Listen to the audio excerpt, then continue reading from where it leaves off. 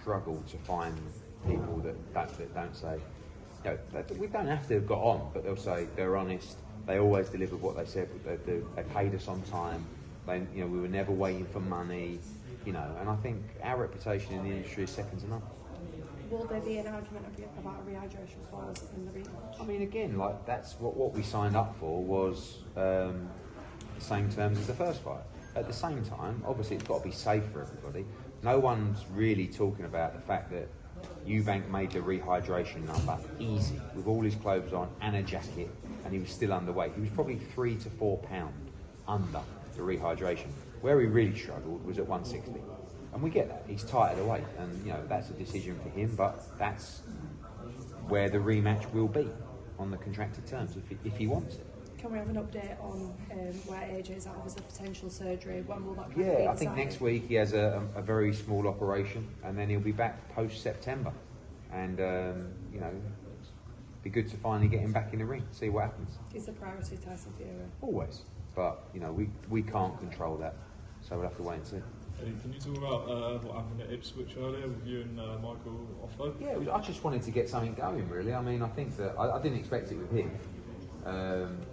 But he's very precious about his fighters because he's just a fan of them, but it's not a bit harsh, But you know what I mean. He's very, and he was like standing up for Fabio Wardley, and sometimes I'm an old man now. You got to put these youngsters in their place. I think there's always this feeling that like I just came on the scene, and I've paid my dues. I mean, I was around World Championship boxing when he was still swimming in the sack. And I know he was an osteopath, but I was building world-class fighters before he knew what a vertebrae was. So, you've got to put a bit of respect on my name. You can't just say, well, what does Eddie Hearn know? Fucking lot more than you. Were you annoyed when he was saying about the silver spoon? No, I've had it all my life, but that's like the standard. When you're fucked and you've got nothing to say because you've just been completely outwitted, it's very easy to go, yeah, well, you've got a rich dad. It's like being in the playground, isn't it? And it's like, come on, mate. But that's like you got a chip on your shoulder and you're not really happy with yourself. He's making his way in the sport. But I always say that the great thing about boxing is there are no barriers to entry. So look at him. He's all of a sudden popped up on the scene as a, is his name Magic? Is his name, isn't it? Magic? Michael. But he calls himself Magic. Magic. Great. We need characters. We've got Magic. Now the whole world knows Magic. Right? So that's great.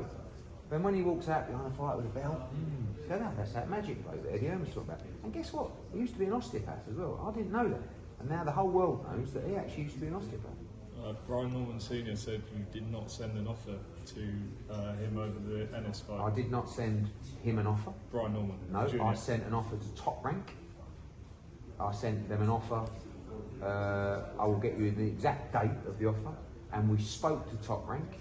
We made him an offer, significant offer, and they said they've spoken to Brian Norman and he's not willing to negotiate any offers until after his Japan fight, which is a total load of bollocks. Who does that?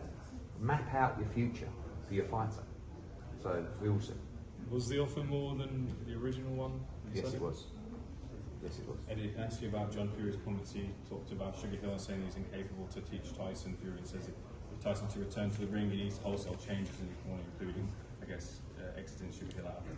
Yeah, I hadn't heard those. I mean, that's obviously a question for John Fury and Sugar Hill. I don't know. I mean, I think Sugar Hill's a good trainer. Sometimes it's time to move on.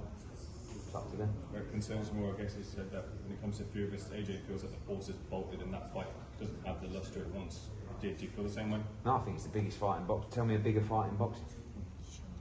It's impossible. Tell me a bigger fight in boxing. So it's the biggest fight in boxing. Is it as big as it once was? Maybe not. It's still the biggest fight in boxing by a mile. So yeah, if the horse is bolted, then I don't know. I'll be surprised. Eddie, just a really quick one. We saw Oscar De La Hoya's comments just about Canelo and Crawford, just sort of criticising the age. They've got Crawford 38, Canelo 35. He sort of underplayed its importance. Just what were your thoughts, just generally on his comments? I mean, we know that De La Hoya and Canelo had a bit of a fallout. I think that as fighters get a little bit older, they start to understand the game a little bit more, and they're smarter with it, right? So some people will criticise Canelo for not doing more in the Skull fight or in the Charlo fight or stepping on these opponents. he's also going, I'm winning comfortably, I'm not getting hit, I'm not affecting my body, give me my money, thank you very much. Do you know what I mean? Yeah. So, and I don't blame him for that.